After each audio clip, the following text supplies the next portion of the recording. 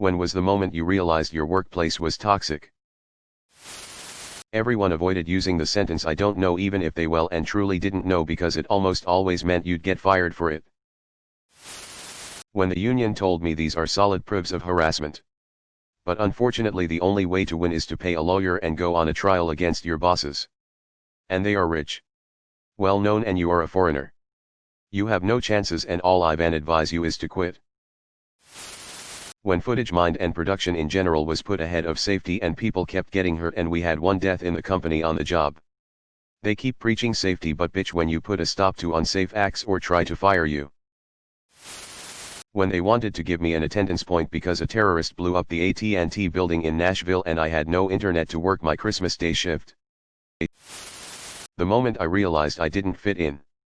I was too poor to be with the privileged, educated workers, but not poor or trashy enough to be with the other workers. Both groups made sure to treat me like crap. I still belong nowhere.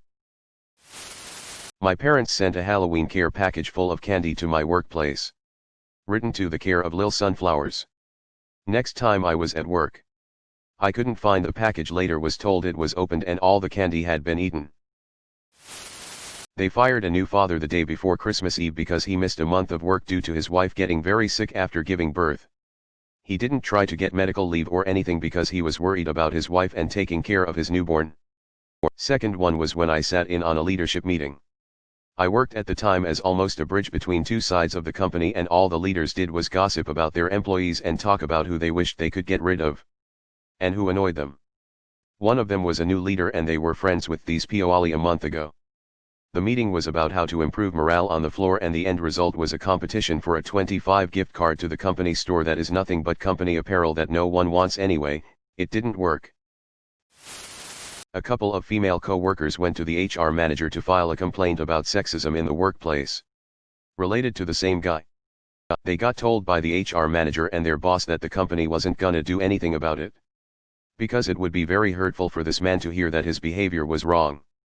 Later, when some anonymous survey showed that employees were really not as happy as they, company, were claiming on social media, and people even felt discriminated against in the workplace, they brushed it under the carpet, saying people were just too stressed when they filled in the survey.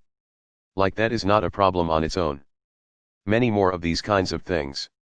But that's defo when I realized I had to get out. Long time ago. We had to process new hires. Everyone in leadership was male. Manager asked us to edit every single female internal CV to hide anything that could make them look too smart or too dumb to our parent company. So every female getting into the company just had an average CV. The boss took someone into the office. A co-worker grabbed a glass that they had hidden near the office and put it up to the door to listen.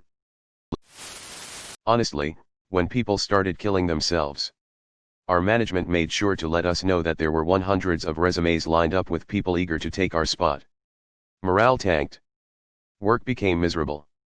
Then we had some isolated incidents and I just said fuck this. Walked into work. Handed in my uniforms and left. Worked in a psych hospital for a couple of years. This is a, paraphrased, conversation that one of our nurses had with the doctor about a patient that kept assaulting other patients and staff. The doctor only physically came to the facility 2 or 3 times a week. He literally did not give a shit. Nurse, hello. Doctor. The incredibly violent patient that we've all been complaining about for weeks just sent 2 of our staff members to the hospital. Pretty sure one of them has a broken hip. Can you please discharge this guy so we can have the police pick him up? Doctor, no. Just bring in more staff. If you call me and bother me about this again, I will keep him in the facility even longer. And just for this phone call I'm canceling my rounds for the day. You can now deal with all of the patients getting pissed off. Good luck. Don't bother me again. Nurse, cool. Thanks. We were not equipped or staffed to handle patients like this guy. He should never have been admitted to our facility. This one just one such instance of this type of situation. The doctor would frequently admit patients like this that would stretch our staff to the absolute limit. The doctor knew and understood full well the impact it would have on the staff, and he just did not care. When my partner was giving birth to our only child, I had spent weeks preparing to be gone for 2 weeks to be with her during and after birth. Held many meetings. Cross-trained etc.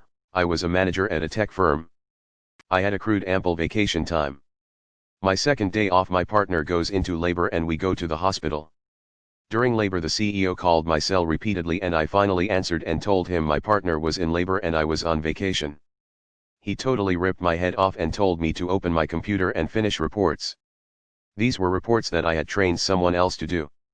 And actually others within the company were perfectly capable of doing. Because we were broke, yes, I was underpaid, I ended up doing reports in the hospital. Took a short break during the birth. Then went back to working until we were released. We had a couple of days with our newborn, but then I had to go back to work because my phone was blowing up. That week I ended up working 6 a.m. to midnight some days, getting everyone caught back up while my partner was at home recovering from delivery and learning how to be a mom. Everything in me wanted to quit, but I knew we needed the next paycheck, and at that moment I could not fight a legal challenge with my employer. They had me right where they wanted and made my life hell while my child just coming into this world. Never again. They used the pandemic to cut bonuses, freeze salaries and remove a majority of benefits. When we went public, they gave us virtually nothing. The CEOs and their cronies filled their pockets. A little history: we were acquired by this company and absorbed. Our old company was the absolute shit. Vegas/Barcelona trips. Beers at lunch. Sick company parties. We were one of the hottest companies in the biz. Everybody wanted to work for us. We had people planning to move from across the world to be in our office. They stripped all that away right when they hired us and installed a more corporate atmosphere. All the fun stuff was replaced with mandatory town halls where they preach community and passion and integrity. They then dropped a bomb on us: we're going public. During this time they froze salaries and cut bonuses. The company went public. And they didn't give the employees shit. Instead of being rewarded like we were promised, they rolled out the stingiest RSU plan I've ever seen. To make matters all worse, the CFO is a sexist fuck. He calls women bitches to their face and says the most derogatory shit when they're not around. The cherry on top is we used to get $1,000 in cash as a holiday bonus. This year we got hats with the company logo on it and a power bank, obviously from the swag closet. When my boss sent me a Skype message asking why I wasn't producing as much work as I normally do and that she knew I could do better. I was one of the best workers. Never had negative feedback. And had always had great managers, bounced around to different offices, before her. I walked straight to her office and told her to please never talk to me that way again, and explained that if she had looked closely at my numbers and compared them to my work schedule that morning, I arrived late, then she'd understand why I wasn't producing as much. From then on it got worse. I found out no one liked her. It all came to a blow when I wanted a new job and was being considered after nailing the interview. My stupid self used my boss as a reference thinking she'd tell the truth about how great of a worker I am, but she gave me a bad reference and I was denied the job. I got a copy of what she wrote directly from her, and she wrote I didn't have much to say during meetings and that I used a lot of leave without pay. I was on FMLA for a short while and the LWOP was less than 2 weeks throughout the year, which gave the impression I don't show for work much. I was so angry I contacted our regional director and had a 3-hour meeting with him and threatened a lawsuit. He said he'd help fix it by trying to get me into a better job in the agency, and he agreed. What she did was untrue and wrong. I asked him to have my boss contact the HR manager of the job I was denied to explain that what she wrote was incorrect. And she did. I reapplied again for the job and was offered the position immediately without another interview. I started my new job back in April 2020 and just promoted in November. I'm so happy and relieved. Worked at a brew house. Well, it was more of a U-brew. We made small batches of beer out of malt extract and high fructose corn syrup that customers bottled themselves. The business was sold to a dude who paid way too much. And pretty soon he started cutting corners. Cleaning became unmanageable as he spent entire days in his office watching YouTube videos. Occasionally coming out of his cubbyhole to yell at customers or accuse them of ripping him off. I stopped drinking the product we made when he refused to deal with broken filtration systems that were possibly leaching harmful bacteria into the beer. At 5% alcohol, beer doesn't have enough booze in it to kill bad microorganisms. After 7 years he still didn't know how to make beer.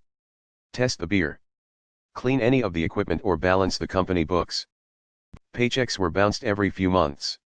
He started encouraging cash deals with customers and pocketed all the money, which is illegal for all businesses, but super duper illegal for a company selling alcohol that is virtually untaxed compared to beer bought in a liquor store. Soon the business was broke. He stopped cleaning, which was the only thing he could do.